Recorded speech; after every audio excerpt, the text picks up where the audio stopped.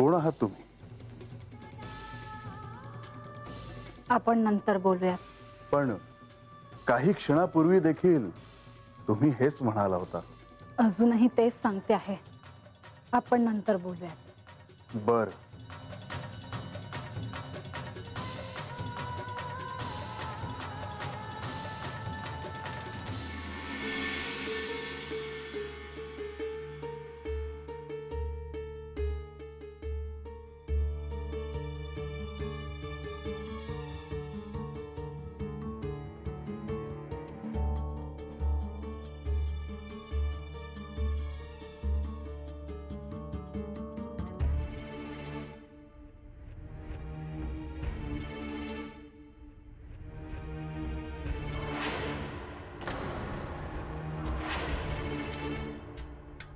मुनिवर, हे काय करता आहात?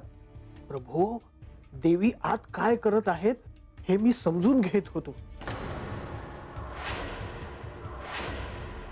देवी आत आहेत ना? असणारच. देवघरातनं त्या बाहेर आल्याच नाही ती. पाहिजे तर ह्यासनी विचारा. हो, खरं आहे. देवींनी मला सांगितलं आहे की कुणाला काही सांगू नकोस आणि कुणालाही आत पाठवू नकोस असं. नारायण नारायण. परंतु का देवींनी असे स्वतःला आत का कोंडून घेतले आहे? ते का ते मला ठाऊक नाही. मला त्यांनी काही कारण सांगितले नाही आणि मला कारण विचारण्याचे धाडस झाले नाही. स्वाभाविकच आहे, माझेही झाले नसते धाडस. परंतु मी एक सांगतो प्रभू, माझ्यावर देवींनी एक कार्य सोपवले आहे. अर्थात ते मी तुम्हाला सांगू शकणार नाही, परंतु त्यानंतरच त्यांनी हा असा एकांतवास स्वीकारला असावा. तुमच्यावर काय कार्य सोपवलं आहे हे तुम्ही आम्हाला सांगणार नाही? क्षमा असावी प्रभू, परंतु मी तसे त्यांना वचन दिले आहे आणि देवींना जर हे कळले की मी गुप्तता पाळली नाही तर त्या मला जे शासन करतील ते मला स्वीकारावे लागेल. देवींच्या मनात काय आहे कळत नाही. आपण देवासनी सांगावं द्यायचा का? नाही, आता नको. आधी आपल्याला कळायला हवं की त्या आत का आहेत ते. प्रथम त्यांच्याशी बोलणं तर व्हायला हवं. होय, बराबर आहे. या देवघरात जायला आणखी कुठला दुसरा मार्ग आहे का? नाही जी. मला देवींची काळजी वाटते आहे, कारण त्यांनी अजून अन्न ग्रहण केलेलं नाही. नारायण नारायण.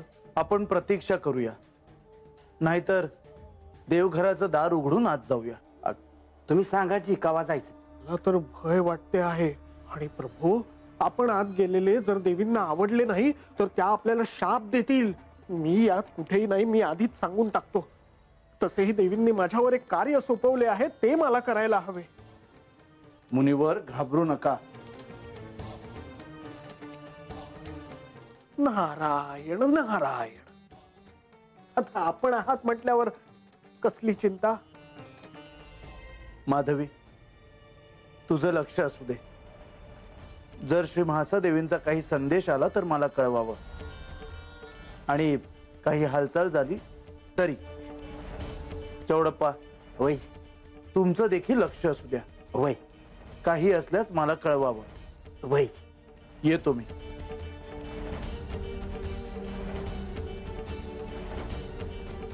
नारायण नारायण.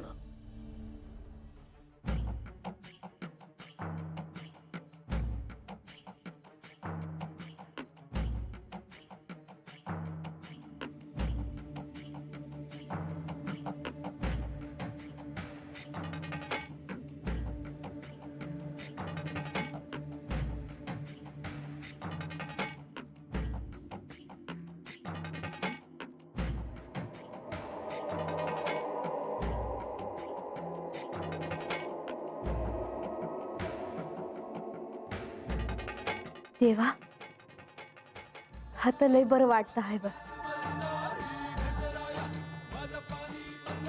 आता पानांचा आवाज येतो आहे, फुलांचा वास येतो आहे,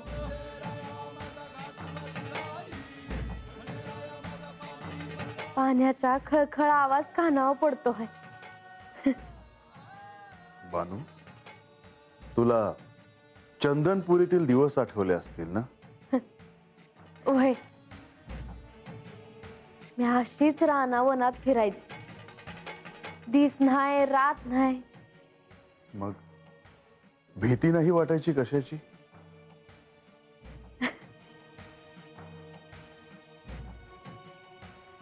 ध्यानी म्हणी तुम्हीच असायचं. मग कसलं झालंय भ्या? असं कशा पाय हसला तुम्ही? बानू, तुला खंडोबाचं इतकं वेड लागलंय की तुला दुसरं काहीच सुचत नाही. वय मला समधीकडं तुम्हीच दिसायचं. झाडात, पाना फुलात, नदीत, मातीत, आभाळात, समधीकडं. मी मेंढर घेऊन रानात जायचे तेव्हा बी तुम्हीच मला दिसायचा.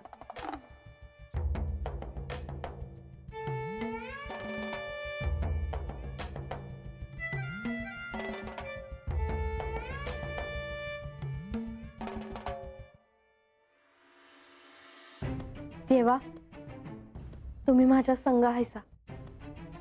तुम्ही माझी इच्छा पुरी केली. मी काय करू तुमच्यासाठी? बानू, तू जेजुरी पासून दूर आहेस. इथे कसलीच व्यवधानं नाहीत. तेव्हा त्याचा लाभ करून घे. म्हणजे कसा? तू रानावनातच वाढली आहेस. तुझी आत्मशांती हरवली आहेस. ती पुन्हा या झाडावेलींच्या सहवासात मिळव. पर तुम्ही हायसा माझ्या संग. मला आता अजून काय बी नग. मी आहेस तुझ्या बरोबर. हे आज्ञाचक्र आहे. हे सद्गुरूंचे स्थान आहे. इथून वर तू माझ्या बरोबर येशील. तिथे तुला सहस्त्र कमल दलांवर बसलेली आदि शक्ती दिसेल. तू मुक्त होशील.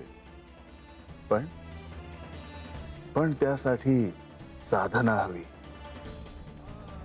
तू कोणाची पत्नी आहेस, कोणाची प्रेयसी आहेस, कोणाची कन्या आहेस, कोणाची सवत आहेस, हे काही उपयोगी पडत नाही. म्या हे ध्यानात ठेवलजी. तुला आदिशक्तीचे दर्शन घ्यायचे आहे. ही तिचीच माया आहे. तिनेच हा भ्रम पसरवला आहे. आणि म्हणूनच तू आनंदी होतेस. आणि म्हणूनच तू दुःखी होतेस. देवा, तुम्ही जे सांगतायसा ते कळतंय मला. पर वळत नाही बघा. त्यासाठी संकल्प हवा. मगच घडेल सगळं.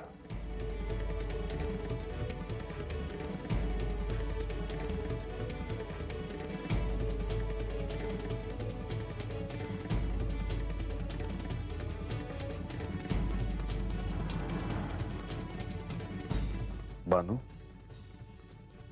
तू आश्रमाच्या कुटीत जा. आपण नंतर बोलू. पर ऐक.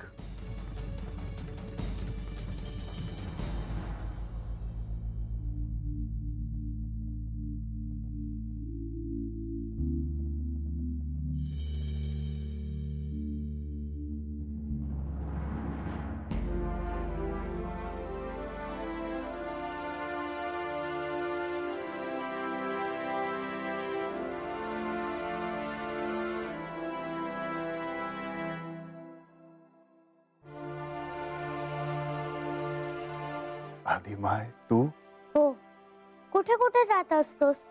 तुला भेटायचं म्हणून आले. तुझीच आठवण काढली होती. मला ठाऊक आहे, म्हणूनच तर मी आले इथे. आदिमाय, हे काय सुरू आहे? मी कोणाला सांगू? तूच सांग. मला सांग. होय, तुला तर सर्व काही ठाऊक आहे. मला सांग, तिला गतजन्माचं स्मरण आहे ना? का मला सारखं असं वाटतं की म्हाळसा तुझी परीक्षा पाहत आहे. असं असेल तर मी जे प्रयत्न केले आहेत ते व्यर्थ जातील. तू केलेले प्रयत्न व्यर्थ कसे जातील?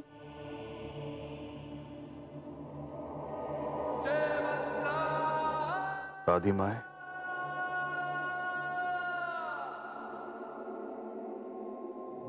मी माझ्या पार्वतीचा विरह सहन करत आहे आणि तीच म्हाळसेच्या रूपात माझी परीक्षा पाहत आहे. मी तुला उत्तर सांगेल अशी अपेक्षा ठेवू नकोस. पण आदिमाय असं का? कारण तू तुझे प्रयत्न सोडून देशील आणि आदिशक्तीला जागवायचे कार्य राहून जाईल. म्हणजे तिला स्मरण झालेलं नाहीये का? हेही तुलाच शोधायचे आहे. पण मग मी पुढे जाऊ कसा? असं समज की म्हाळसा तुझी प्रतीक्षा करत आहे. तिलाही तुला भेटायची खूप इच्छा आहे.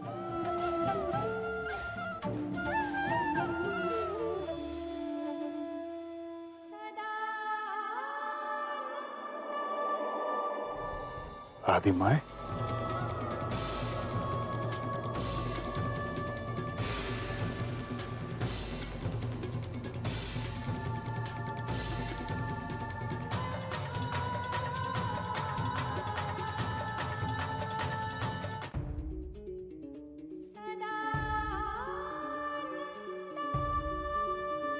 आपल्याशी काही बोलणं नाही झालं. आता दिसला. हो. कसे आहात? उत्तम.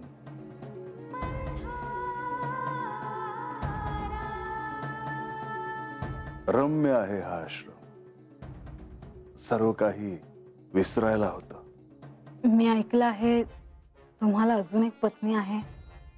होय, माझी पहिली पत्नी म्हाळसा जेजुरीत असते. विसरलात तिला ह्या रम्य वातावरणात? तिला कसा विसरेन मी? माझी अर्धांगिनी आहे ती.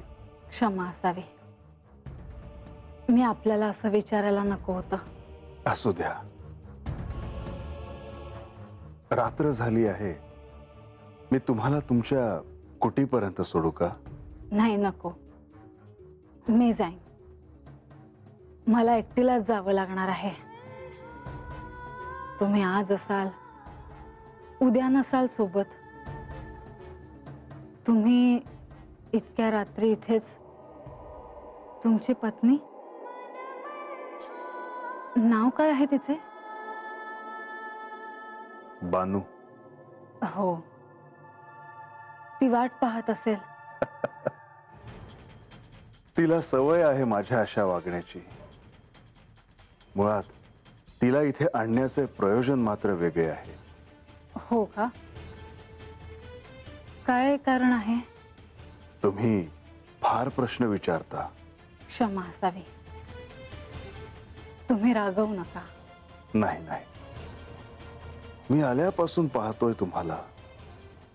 मला असं वाटतं की याआधी मी तुम्हाला कुठेतरी पाहिलं आहे. असेल, विस्मरण झाले असेल तुम्हाला. पण तुम्ही तर साक्षात श्री मार्तंड भैरव आहात. तुम्हाला ठाऊक नाही असे कसे होईल? मलाही तसंच वाटत होतं. पण कदाचित आदिमायेने तिच्या मायेत मला देखील ओढून घेतलं आहे. नाहीतर मला स्पष्ट दिसलं असतं. बघा, नाहीतर हा देखील एक शिवलीलेचाच भाग असायचा. तुमच्याशी बोलून बरं वाटलं. मलाही. जेजुरीत आला होतात की नाही कधी? हो, नाही कसं. पण खूप ऐकलं आहे तुमच्या राजधानीविषयी, तुमच्या दोन्ही पत्नींविषयी. काय ऐकले आहे तुम्ही? हेच की खूप वाद आहेत त्या दोघींमध्ये. होय आहे. कशामुळे? अर्थात माझ्यावरून. खूप भांडकुदळ आहे तुमची पहिली पत्नी. मी तुमचा आदर करतो आहे, पण ह्याचा अर्थ असा नाही की तुम्ही माझ्या म्हाळसेचा उल्लेख अनादराने करावा. क्षमा असावी. वाईट वाटले का तुम्हाला? माझ्या बोलण्यावर नियंत्रण नाही. म्हाळसेला राग येतो यात तिची काहीच चूक नाही. अतिशय प्रेम आहे तिचं माझ्यावर आणि माझं तिच्यावर. आमचं जन्म जन्मांतरीचं नातं आहे. आणि हिच बानूच? भोळी भक्ती आहे तिची आणि ऋणानुबंध आहेत गतजन्मीचे. अजून काय सांगू? म्हाळसा देवींना देखील घेऊन आला असतात. आम्हालाही दर्शन झालं असतं त्यांचं.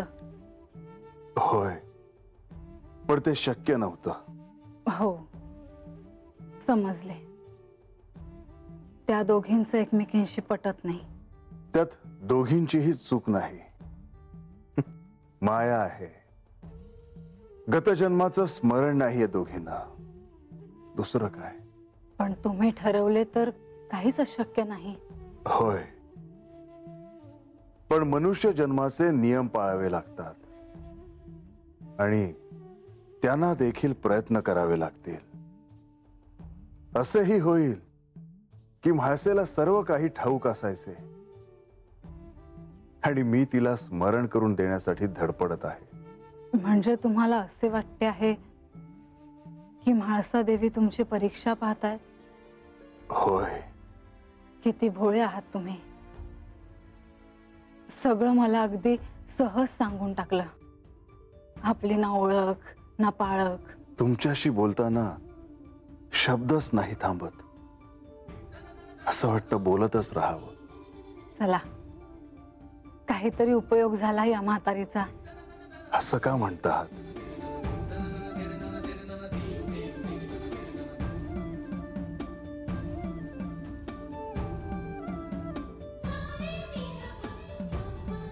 ब्राह्ममुहूर्त झाला.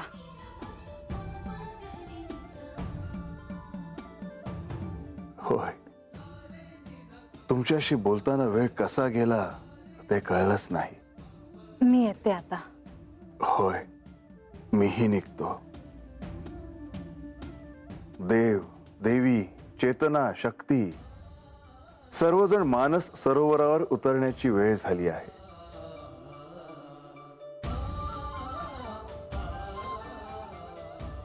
अल्लाह